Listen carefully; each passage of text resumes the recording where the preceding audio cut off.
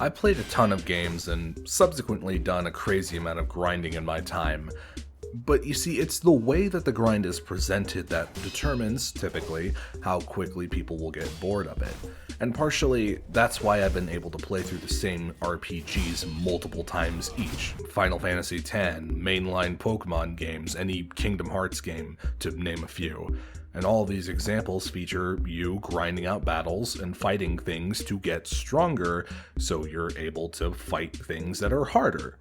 Even in Souls, assuming you're not doing a level restricted run, in most situations, feasibly you could grind out a few levels if you're stuck on a boss, or you could change up your strategy somehow. After all, it doesn't really matter how brightly your embers burn if you're aiming at a rock type. But by the time you're reaching the end of the main story, the majority of the grind that's necessary is done. And these games I've used as examples do include optional challenges, for which you probably do want to be at a higher level, which more often than not is going to require some additional time spent grinding. Now, I feel as though I should preface what I'm about to say with the fact that Sekiro Shadows Die Twice is a fantastic game. It's gone from being something I've only ever beaten twice after owning it for more than a year, to now having logged an additional 3 runs under my belt within just a few months' time. Recently, I watched Zero Lenny's video on Sekiro, link in the description. That made me want to revisit the game, and last time I played it before now was for the playthrough I recorded for the bosses of Sekiro. Also in the description. I noticed how close I was to getting all the achievements, only missing 8 of them, with one of those being obtained for getting all the others, so realistically I only had to get 7 of them, and the 8th would be gotten alongside the 7th. And as you can see by my artistically and expertly constructed diagram, these were the achievements I was missing. Upgrade a prosthetic tool with lapis lazuli, fully upgrade all prosthetic tools, get the immortal severance and purification endings, max out vitality and posture, defeat all the bosses on one file, and the single worst achievement in this entire game, on one file, get all the skills.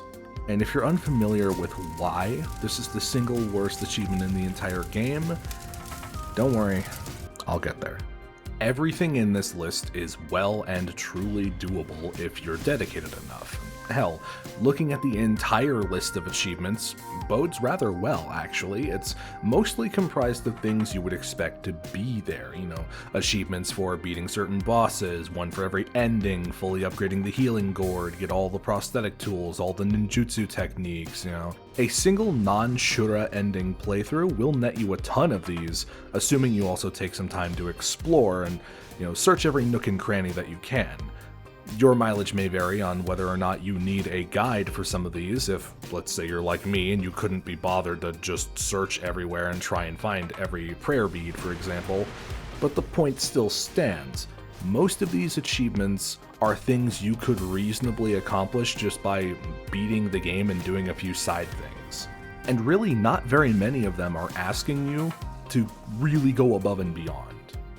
And so, going back to grinding, let's ask ourselves, how does Sekiro present its grind, and what are you grinding for, exactly? Sekiro is a game built around players encountering a new challenge and using all their accrued knowledge and tools to overcome it, while possibly also getting their teeth kicked in multiple times. Out of all the games From Software has made, from Demon's Souls to Elden Ring, I'm quite certain that Sekiro has the highest skill floor.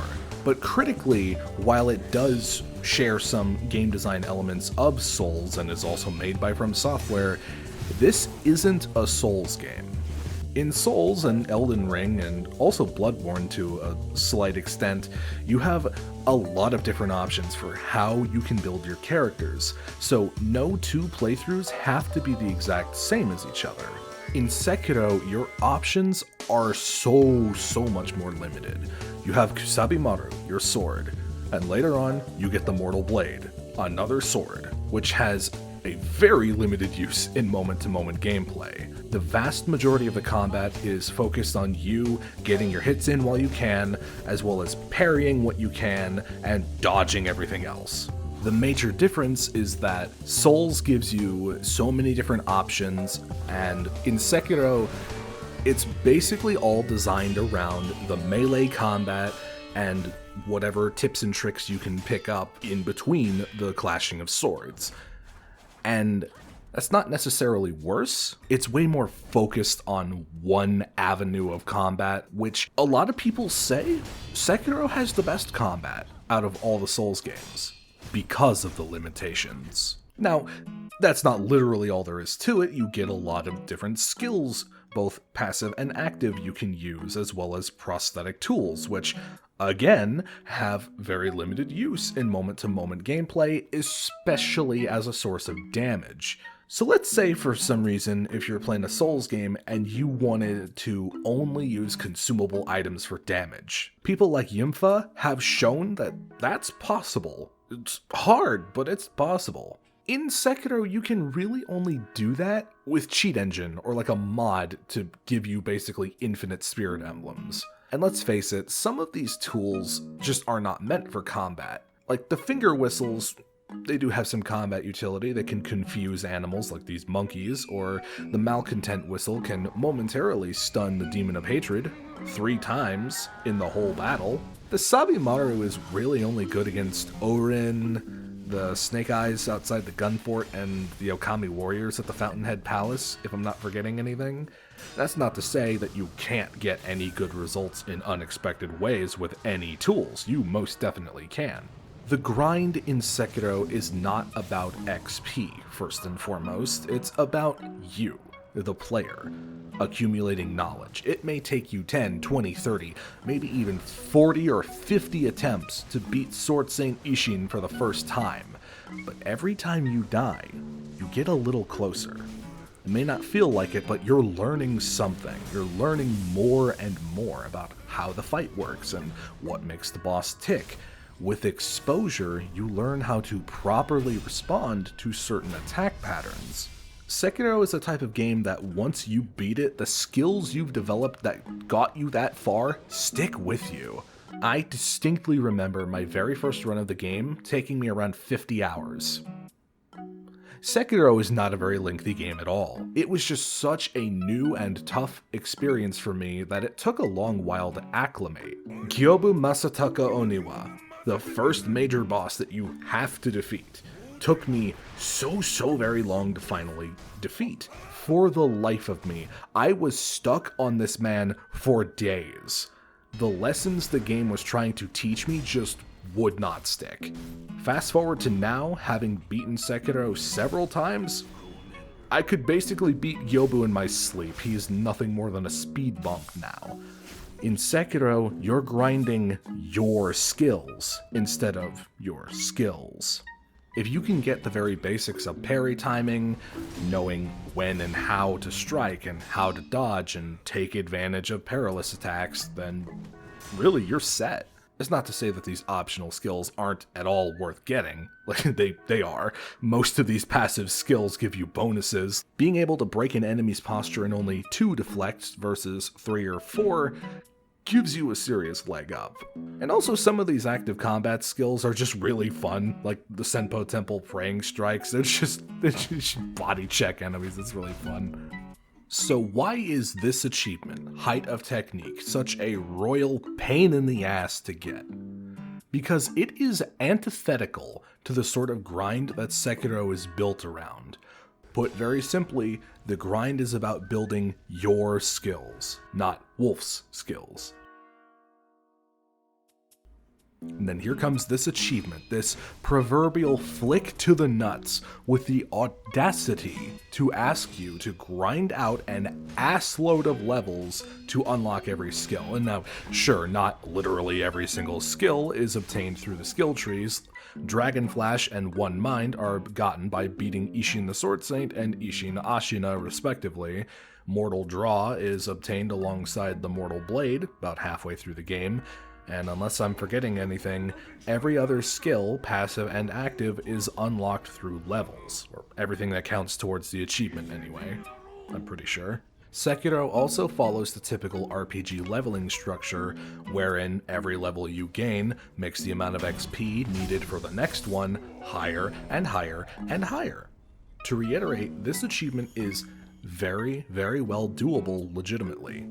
And on the one hand, it would annoy me to only be missing one achievement from the entire list, and on the other, that achievement is such a boring slog to get. I have heard anecdotes about just how long it's taken people to grind out all the skills. From what I've seen, by the time you've gotten to the last levels for purchasing all the skills, you're needing over 80,000 XP to reach the next level. The most lucrative XP run I personally tested got me somewhere around 10,000 XP in the span of maybe 2 minutes? 2 or 3 minutes maybe? And while there are items to momentarily increase the money or items you get, there are no consumables to increase the XP you receive. So at the highest levels, that would be about 8 runs to get a level taking less than 20 minutes to achieve, but that doesn't factor in the additional time it takes to get to that point. By the time I got every other achievement, I was at the end of playthrough number 3, I was still missing about 30 levels. I decided that there were many things I would much rather do. In point of fact, here is an incomplete list of things I would much rather do than grind out all of Sekiro's skills in no particular order. Submerge my hand into boiling water. Do a Soul Level 1 run of Dark Souls 2. Staple myself to my ceiling via my scrotum. Willingly choose to play Destiny 2 again. No, that one's going a bit too far. I would rather just not do this legitimately, so I didn't. And I wouldn't blame you if you decided to do the same. I have absolutely no qualms about finding a program to back up my current save and let me import a foreign save file to my game. I also have no qualms about finding a save file with the skill points I need and the skills still yet to unlock. And this Steam user had no qualms about uploading their save file to Dropbox and providing a Steam guide on how to import the file, just so people wouldn't have to go through this hellish grind if they didn't want to. They themselves say they did 4 playthroughs on one file and still had to grind for 3 or 4 hours to get all these skill points. And FYI, if you do decide to use this method, make sure you also get the Simple Sekiro Save Game Helper, the program I alluded to a second ago. It's very easy to use and will save you so much time if you decide that the grind is too much for you. I'll provide links to all of this in the description should you want it.